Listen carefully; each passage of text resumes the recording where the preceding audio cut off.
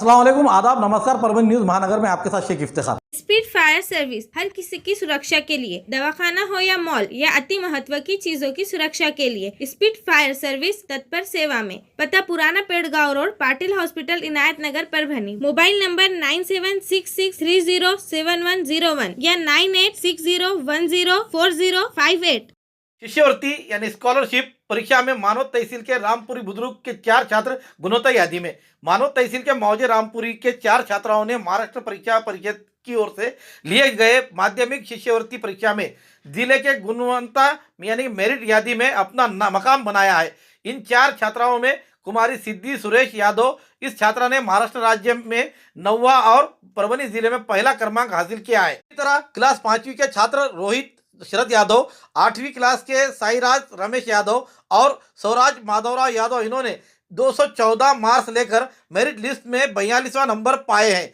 In चारों छात्राओं ने जिले और राज्य के गुणवत्ता यादी में महत्व का स्थान लेते हुए मानव तहसील के साथ जिले का और उसी तरह अपने गांव मौजे रामपुरी बुजुर्ग गांव का भी नाम रोशन किया है। इन गुणवान छात्राओं का सभी स्तर से सराहना करते हुए उनका गौरव के साथ अभिनंदन किया जा रहा है। Subscribe now and press the bell icon. Never miss an update.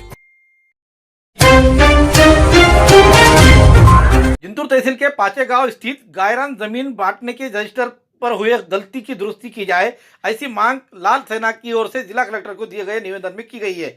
आज तारीख 19 जनवरी 2022 के रोज लाल सेना की ओर से परभणी के जिला कलेक्टर को निवेदन दिया गया। इसमें कहा गया है कि जिंतूर तहसील के पाचे गांव स्थित दत्तराव शंकर घोड़े, इनके संदर्भ में गायरान जमीन बांटने के रजिस्टर में तत्कालीन महसूल कर्मचारी अधिकारियों की गलती के कारण हुई गलती की दुरुस्ती की जाए, ऐसी मांग लाल सेना के निवेदन द्वारा की गई है। इस निवेदन पर लाल सेना के कॉमरेड गणपत भिसे, उत्तम गोरे, ज्ञानेश्वर दत्तराव घोड़े, संतोष दत्तराव घोड़े, बालाजी क्षीरसागर, अशोक गुबाळे, नागोराव क्षीरसागर, किशोर कांबळे, विश्वनाथ गवारे आदि के हस्ताक्षर मौजूद है। शंकर घोडे, माझ्या वडिलांना 5 तारखेला आत्महत्या केलेली आहे। शेतामध्ये शेत नावचं न होत असल्यामुळे तर आमच्या मागण्या आहेत, तहसीलदाराच्या नावाचं सुसाईड नोट खिशाला घेऊन फाशी घेतलेली, गळफास घेतलेला आहे वडिलांनी, त्यांच्या त्रासाला करून तहसीलदार साहेबांच्या त्रासाला। तर आता आमचं असं म्हणणं आहे की आमच्या 7/12 नावाचे व्हायला पाहिजे आणि आम्हाला आर्थिक मदत व्हायला पाहिजे। आमची तहसीलदार कोणत्या तालुक्याचे? जिंतूर तालुक्याचा सकाराम मांडवे तहसीलदार यांचं नाव आहे, तहसीलदार साहेबांचं। तर आम्ही खूप दिवसापासून पाठपुरावा करत होतो। SDM साहेबांनी पण आदेश दिला असता तहसीलदार साहेबांनी कोणतीही कारवाई नाही केली, त्यामुळे माझ्या वडिलांनी आमच्या शेतामध्ये गळफास लावून आत्महत्या केली।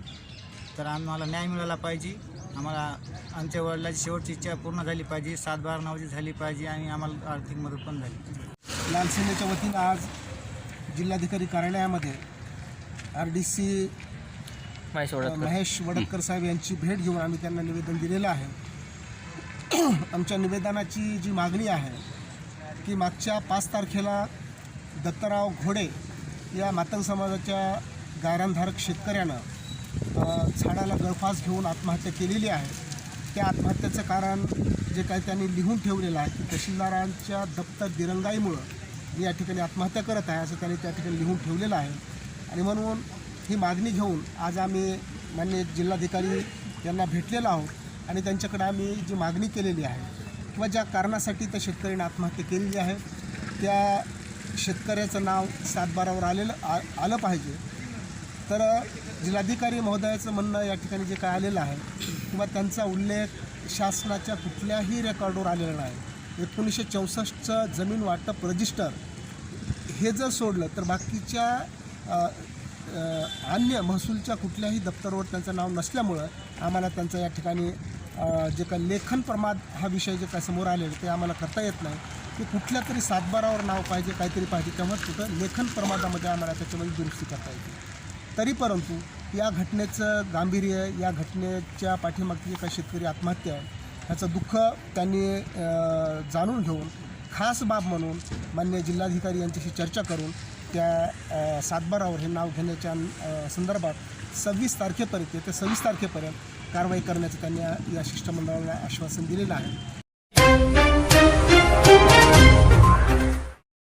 लोकप्रिय मित्र मंडल की ओर से पूर्व विधायक विजयराव गवाह ने इनका सत्कार। आम जनता से जुड़े हुए कार्यकर्ताओं को लेकर चलने वाले पूर्व विधायक विजयराव गवाह ने इनका राष्ट्रवादी कांग्रेस पक्ष में प्रवेश करने पर जिले में राष्ट्रवादी कांग्रेस की ताकत बढ़ते हुए भ्रष्टाचार को लगाम लगेगा, ऐसा ख्याल लोकप्रिय मित्र मंडल के संस्थापक अध्यक्ष सलीम इनामदार इन्होंने रखते हुए आज तारीख 19 जनवरी 2022 बुधवार के रोज पूर्व विधायक विजयराव गवाह ने इनका सत्कार लोकप्रिय मित्र मंडल की ओर से किया गया। इस समय सलीम इनामदार, अब्दुल जब्बार बेलदार के साथ अन्य मान्यगण हाजिर थे। सरकार ने गैस सिलेंडर घर तक पहुंचाए हैं, ग्रामीण इलाकों तक गैस सिलेंडर पहुंचाए गए, लेकिन उसके कीमतें दिन पर दिन बढ़ते जाने के कारण अब ग्रामीण इलाके में वही पुराने चूल्हों को याद किया जा रहा है। इसलिए अब कुम्हारों के चूल्हे फिर से दोबारा ग्रामीण इलाके में लगते हुए दिखाई दे रहे हैं। इसके ओर सभी महिलाएं आकर्षित होते हुए अब लकड़ियों की ओर जा रही है जो पहले बुझाए करते थे। और हमारे नरेंद्र मोदी इन्होंने कहा था, प्रधानमंत्री ने, कि अब किसी महिलाओं को धुएं से आंसू नहीं बहाने पड़ेंगे, लेकिन फिर वही नौबत आन पड़ी है क्योंकि गैस की कीमतें बढ़ रही है। इसी को देखते हुए हमारे मानवत तहसील के ग्रामीण इलाके में इन चूल्हों की मांग बढ़ती हुई दिखाई देने से यहाँ पर ट्रकों से यहाँ पर चूल्हे आते हुए ग्रामीण इलाके की महिलाएं वो खरीदती हुई दिखाई दे रही है। प्रतिनिधि हड़ताल पर परभनी में जोरदार निदर्शन। दवाइयां क्षेत्र में काम करने वाले सभी बिक्री संवर्धन कर्मचारी यानी मेडिकल प्रतिनिधि एमआर अपने 16 मांगों के लिए तारीख 19 जनवरी 2022 बुधवार के रोज एक दिन का देशव्यापी हड़ताल पर गए हुए हैं। परभनी में इस हड़ताल को बड़े पैमाने पर प्रतिसाद मिला। हड़ताल पर गए हुए इन प्रतिनिधियों ने जोरदार निदर्शन करते हुए रोष व्यक्त किया है। संगठन के नेता विशाल भारसवाड़कर, अनिल पांडे, हेमंत पाठक, श्रीपाद कुलकर्णी, मौसम खान, विजय पवार, बंडू जोशी के साथ अन्य मेडिकल प्रतिनिधि इस हड़ताल में शामिल हुए। आंदोलन कर्मियों ने प्रशासन को निवेदन देकर हड़ताल करने की वजह बताई। FMRAI के 16 मांगे हैं, जिसमें 6 मांगे केंद्र सरकार के पास है तो जनता के और मेडिकल प्रतिनिधियों के प्रश्न पर 3 मांगे राज्य सरकार के पास कानूनी अमलावरी के संदर्भ में ये है और उसी तरह 7 मांगे मालिकों के पास कामगार कानून के अमलावरी के लिए है, ऐसा बताया गया है। इन मांगों के लिए 19 जनवरी 2022 के एक दिन के लिए हड़ताल को कामयाब किया गया, ऐसी जानकारी संगठन यूनिट के सेक्रेटरी विशाल भारसवाड़कर इन्होंने बताई है। आज 19 जानेवारी निमित्त स्ट्राईक आयोजित केली होती। जे मुख्य मागण्या आहेत त्या म्हणजे सर्व कामगारांना कंपन्या व्यवस्थित पगार देत नाहीत, तर आज मूळ मागणी आहे की त्यांचे 26,000 बेसिक झाले पाहिजे। त्याच्यानंतर SPI ॲक्ट कायद्याची अंमलबजावणी करण्यात यावी। तसेच मोदी सरकारने सप्टेंबर 2020 मध्ये जे विरोधकाच्या आवाजाविरुद्ध बहिष्कार घालून तरीसुद्धा त्यांनी जे कामगार संघाचे कायदे, जे 3 मूळ कायदे आहेत ते त्यांनी अंमलात आणून रद्द केले आहेत। त्याच्या विरोधात आज 19 जानेवारी निमित्त संप आयोजित केलेला आहे।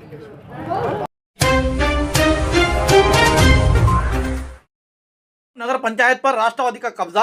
राष्ट्रवादी कांग्रेस को 10, रासप को 5 तो भाजपा को 1 और भाजपा पुरस्कृत को 1 नगर अध्यक्ष बन सकते हैं वसंतराव सिरस्कर, तो उप नगर अध्यक्ष पद के दावेदार बन सकते हैं इमदाद खान पठान के माताजी अनवर बी हिदायत उल्ला खान पठान। दिलचस्प हुआ चुनाव जिसमें प्रभाग क्रमांक 6 में रोकड़े बाला साहेब गणेश और सिरस्कर भास्कर गंगाराम, इन दोनों को 235 एक समान वोट मिलने पर चिट्ठी निकाली गई, जिसमें सिरस्कर भारस्कर गंगाराम के नाम की चिट्ठी निकलने पर उनकी जीत होने की जानकारी प्राप्त हुई है। पालम नगर पंचायत के 16 जगहों के लिए गए चुनाव में रिजल्ट आज 19 जनवरी 2022 बुधवार के रोज घोषित हुए। 2 टप्पों में हुए वोटों में 82% वोट हुए थे। आज 19 जनवरी 2022 के सुबह तहसील ऑफिस में 6 टेबलों पर वोटों की गिनती की गई।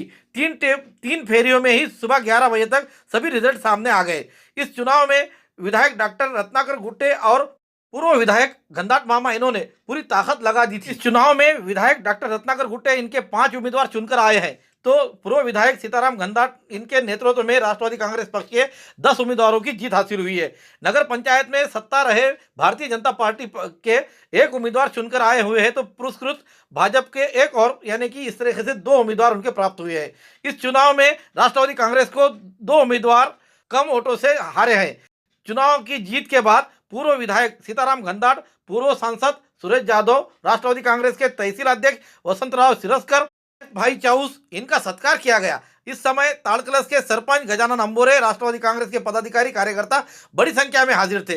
चुनाव में चुने गए उम्मीदवार इस प्रकार है। प्रभाग क्रमांक 1 से संजय रामराव ठीटे, प्रभाग क्रमांक 2 से उबैदुल्ला खान पठान, प्रभाग 3 से कुरैशी मोबिन, प्रभाग 4 से अनूरी बी हिदायतुल्ला खान पठान, 5 से मंगल वसंतराव सिरस्कर, प्रभाग 6 से भास्कर राव गंगाधरराव सिरस्कर, प्रभाग क्रमांक 7 से सविताबाई लक्ष्मणराव रोकड़े, 8 में सैयद रजिया बेगम सैयद इफ्तिखार, प्रभाग 9 से अनिताबाई हत्यम्बीरे, प्रभाग 10 से सरस्वती न्यानराज घोरपड़े, प्रभाग 11 से चाउस गौसिया अबुद्दीन, प्रभाग क्रमांक 12 से सरस्वती सदाशिव सिरस्कर, प्रभाग 13 से कैलाश रामराव रुद्रवार, प्रभाग 14 से पठान हैदर खान अब्दुल्ला खान, प्रभाग 15 से पठान समीर खान जमीउल्ला खान, प्रभाग 16 से गजानन आबा साहेब पवार, प्रभाग 17 से बदाबाई विश्वनाथ ह्यूरे।